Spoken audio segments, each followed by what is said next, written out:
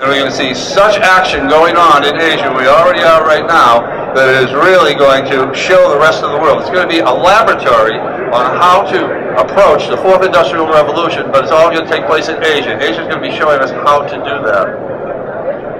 The first team are the Japanese. The Japanese have been waiting for this for a long time. They've been waiting for a time when they can go at electronics like they go at robotics like they've gone at electronics, like they've gone at automobiles, and a beautiful golden wind has now descended upon Japan. And Japan is the very first team to really take off into this fourth industrial revolution. Actually, they're joining up with FANUC and Cisco. FANUC is here today, and they're part of it, and we'll get into where FANUC is in this continuum. But the Japanese have been very good at doing things when there's been critical mass of enough parts in order to make something into something totally different. They did it in the 30s with the Dodge automobiles. They did it in the 50s when they bought the transistorized plans for the first computer, brought it back to Japan, and a little company made the first transistorized computer in Asia, and that little company changed its name to Sony and changed all of electronics. Deming went over there in the 60s and they changed the entire automobile industry to Kaizen and lean manufacturing. And then 1968, Joe Engelberger went over there with a robot. And the first thing he did was he showed the Japanese his robot. They were very interested in following that talk. He had a 5-hour Q&A session. Now Kawasaki, also here, they took him up on it. They bought his plan. 2 years later, Kawasaki had 3,000 robots out into the market, and the rest is history as far as Japan is concerned, because they truly are the emperor of robots, the emperor of all robots. And now they're returning. What they've been looking for in their really stagnant economy for the past few years is another robot, another automobile, another electronics industry to come along. And now with FANUC and Cisco, they have it. And they're already proceeding on the fourth industrial revolution. Joining FANUC and Cisco is a Rockwell Automation and a small AI company from Tokyo. So the four of them are going to go forward and make the factory of the future. That's the game here. It's the factory of the future. And Team Japan is back. I use Godzilla here because Godzilla Resurgence, that's the Godzilla movie that happens to be out right now.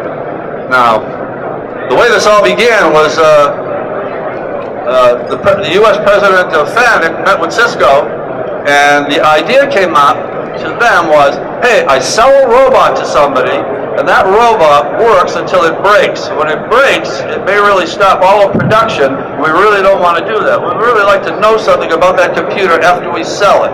Cisco said, how would you like to know when it's going to break down? And FANUC said, that would be absolutely awesome. So what they did, in fact, was they created a feedback loop, so that when a robot is about to break down, it sends a message to the data center, and the data center says, hey, we better replace that because we don't want to have a stoppage in manufacturing because that's going to cost a lot of money. So they created zero downtime. And zero downtime for them, so far this year, from what FANUC tells me, they've saved their clients maybe $80 million in finding out when it's possible to repair a robot before you have a stoppage at work. So that feedback loop presents another feedback loop. The other feedback loop is data. Because now a bunch of people are going to be looking at the data that comes in on the failed part and say, why did that part fail? What can we do to make that part better? And over time, this feedback loop is going to be telling people how to improve robots. The other feedback loop is going to be created here is how to manufacture a product. If you're manufacturing Twinkies, how can you better manufacture Twinkies? Another feedback loop is going to be started through this process. Right now, FANUC and Cisco are just on the edge of this, but they're going to be proceeding very, very fast.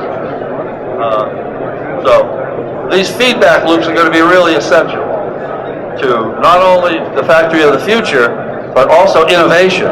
Because now you'll be taking the factory floor, and the factory floor will really become your laboratory, because it's constantly giving you feedback, information on what the processes are to manufacture a product, how to get the raw materials, and what about the machinery that happens to be making this process happen.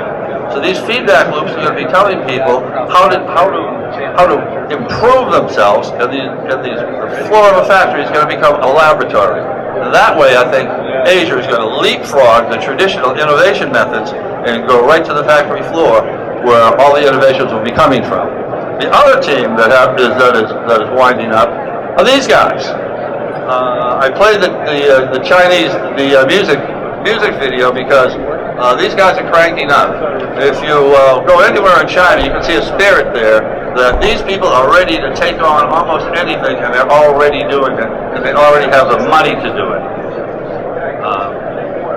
KUKA, Medea, which is a Chinese company, was really the proxy for the Chinese government when out and bought KUKA. They first tried to buy Yaskawa and were rebuffed. They quickly left Tokyo, went to Augsburg, and bought KUKA. Now, while they're in Germany, they figured, well, they got a bank of $400 billion that the Chinese government is giving them. Why not buy other things? So they proceeded to buy 100 other German companies. 60% of them are IT companies. Now, how are they going to all take all this high tech? How are they going to be able to manage it? How are they going to be able to interface with their own staff? Well, that's where Hawaii comes in. Hawaii is a fantastic organization run by a guy named Ren Zhengfei, and he's made the organization into really a non-pareil partner for KUKA. And between the two of them, they're going to replicate exactly what FANUC and Cisco are doing in Japan. So there's a race that's going to start. On one side of the Sea of Japan, there's going to be China, and the other side of the Sea of Japan is FANUC and Cisco working with the Japanese. And this race is a race not only for the factory of the future, but for the standards. Standards are the bottom of it all. Who's going to create the standards for the next factory, everything that goes into a factory? Is it going to be this group? I think it's going to be the Japanese, or is it going to be KUKA and Hawaii? I think KUKA Hawaii, they started a little bit too late. But they don't really have to worry about standards because the country is so damn big. It's gigantic. It's got 1.3 billion people. That's larger than the combined population of Western Europe and the United States. So they really don't have to worry about standards unless they really want to sell outside of China. So for the time being, Chinese don't have to worry about standards. The Japanese do, though. Because the Japanese, once they get the standards, once they get the factory of the future constructed, they'll be shipping them out just like they did do Toyota Camrys. And they'll lock down the world as far as the factory of the future goes, the standards that go into those places. The smart ones are the Koreans. They're sort of like the silent guys of Asia. They're really quiet, but they really have tremendous robotics and tremendous automation. I think they made the smartest move. The Koreans say, we're not going to contend with Japan. We're just not going to go down that road because they're too good at what they do. They're going to come out, we're just going to follow along with them.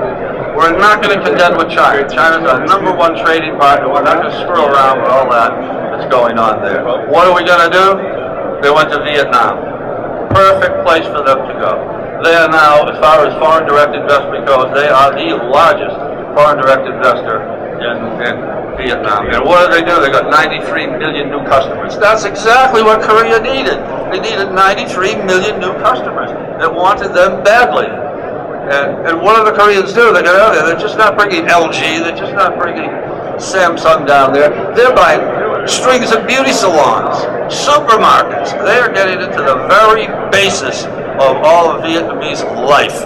And I don't know if you saw Nikkei Asian Review just came out the other day with the Vietnamese government is now going to release 12 to 18 state-owned businesses. So they're going to start small, mostly with beverages and plastics, etc. But the Vietnamese are opening up their businesses, and everybody's rushing there with investments, and the Koreans are already there. The Koreans got a really, really nice program going. They're going to be teaching. They're not just going to be taking students, taking from consumers. They're giving back. They're really investing in the infrastructure of Vietnam, and at the same time, they're taking students from Vietnam and teaching them in Korea. Now, you've probably seen about the shipping company, Hanjin. Hanjin is going to be in bankruptcy. 3 years from now, Hanjin will be making ships in Haiphong Harbor. I mean, right now, the Vietnamese have bettered the Korean in getting contracts to build ships. So there's overcapacity as far as shipping goes. The Korean shipbuilding industry is going down, and the Vietnamese one is coming up. And Hanjin, I think probably 3 years, is going to be building ships in Haiphong Harbor, but they don't have to physically build them. The Vietnamese will build them. What the Vietnamese desperately want is Korea's maritime tech to come into those ships. And now they're going to get it in spades. So the Koreans have done a very, very smart move here, and I think it's going to really pay off big time. Why contend with Japan? Why contend with China? Why not go someplace else? Southeast Asia. So Southeast Asia is really the place for Korea, and Korea's invested themselves. The Japanese are very invested in Thailand. They said 5,000 businesses are in Thailand. Chinese are going into Cambodia. They like Cambodia. And what's opening up? Myanmar. Another 53 million people who happen to need infrastructure, and where automation and robotics are really going to take off over the next few years. So this area of the world is already working towards the fourth industrial revolution. The only tough part is going to be Taiwan. I don't think Taiwan's going to luck out. I have a bad feeling. I'll tell you what the bad feeling is.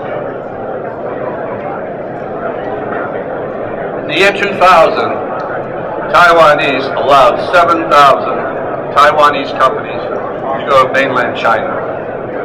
That was the death knell. They mortgaged their future when they did that.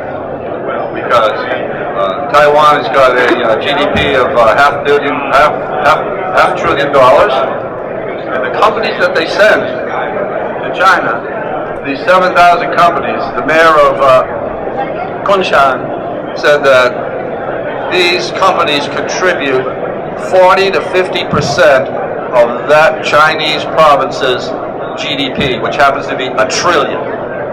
So that Chinese province benefited from the 7,000 Taiwanese companies that went in there. And today, and every year, 30,000 young Taiwanese leave Taiwan because they can't find jobs. Most of them go to mainland China.